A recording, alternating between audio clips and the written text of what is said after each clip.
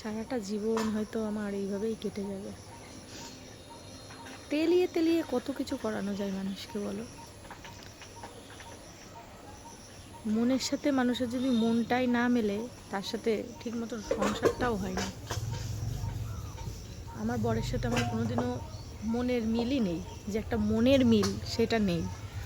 আমি যেটা পছন্দ করি ও সেটা পছন্দ করে না, আর ও যেটা পছন্দ করে আমি সেটা পছন্দ করি না। তাহলে মনের মিল না হলে কি করে একটা সংসার হয় বলো। তাও 14টা বছর কাটিয়ে দিচ্ছি, এখনও রয়েছি।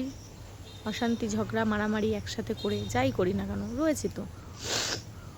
তোমাদেরকে বলতাম না, তোমরা অনেকে কমেন্ট করবা উল্টো পাল্টা, এটা ওটা সেটা, আর যেরকম মনে ইচ্ছা সে সেরকম কমেন্ট করবা, করো, তাতে কোনো আসে যায় না। কিন্তু আমার মনের কিছু দুঃখ কষ্ট তোমাদের সাথে শেয়ার না করে আমি পাচ্ছি না। এই যে ষষ্ঠীর দিন বলো, ভাই ফোটাতে বলো, জান আমার বরের সাথে আমার অশান্তি করে তারপরে আমার বাবার বাড়ি আসতে হয়। ষষ্ঠীতে তো কোনো বছরই সে আসে না। 14 বছর বিয়ের মধ্যে মনে হয় 2 বছর এসেছিলো, তাও অশান্তি করে বাড়ি চলে গেছে, মানে নিজের বাড়ি চলে গেছে আমার সাথে অশান্তি করে।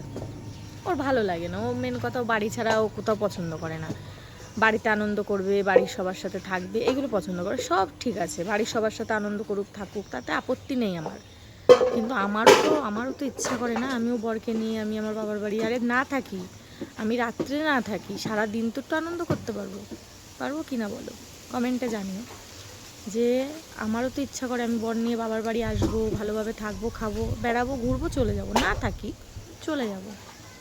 কোনো দিনও ওর ভিতরে সেই মানে জাগেই না। আজকে নতুন বলেন, আজকে একটা ছোট্ট একটা অশান্তি হয়েছে, সেই জন্য আসতে চাচ্ছে না, অন্যরকম একটা মানে ভুল বোঝাবুঝি, সেই জন্য আসতে চাচ্ছে না। কিন্তু যখন ভুল বোঝাবুঝি হয়নি, অশান্তি হয়নি, ও তখন থেকেই আসতে পছন্দ করে না।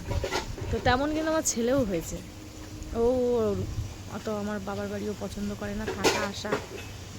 তো কী করবো বলো, আমার মা বাবা যতদিন আছে আমাকে তো আসতে হবে, তাই না? আমারও তো মন আছে একটা, যে আমার বাবা মা দেখবো, যাবো, থাকবো। যেরকম আর 5টা মেয়েদের থাকে, জল পড়ছে কেন, যেরকম আর 5টা মেয়েদের থাকে যে বাবার বাড়ি যাব, বাবা মা যতদিন বেঁচে আছে আমার বাবা মা ততদিন তো আসবো বলো। ওর ভিতরে সেসব না, ও ও ও মানুষটা একটু অন্যরকম, ওর সাথে মানে কষ্টকর একটা মানে ইয়ে হচ্ছে যে, মানে আমার একটাই কষ্ট যে ও কোনোদিন আমাকে একটু বুঝলো না, কোনোদিন আমাকে বুঝলো না। আমার এই একটাই জীবনে একটাই কষ্ট, আর কোনো কষ্ট নেই। ভালোবেসে প্রেম করে বিয়ে করেছি, ও আমার থেকে বয়সে 8 থেকে 9 বছরের বড়। আমার বরকে দেখে হয়তো তোমরা অনেকে ভাবো, অনেকে কমেন্টও করো আমাকে বড় লাগে, ওকে ছোট লাগে, আমি হাতি ও মশা। তো যাই হোক, তোমরা এরকম কমেন্ট করো, তাতে আমি কোনোদিনও কমেন্টের উত্তর কিন্তু আমি দিই না।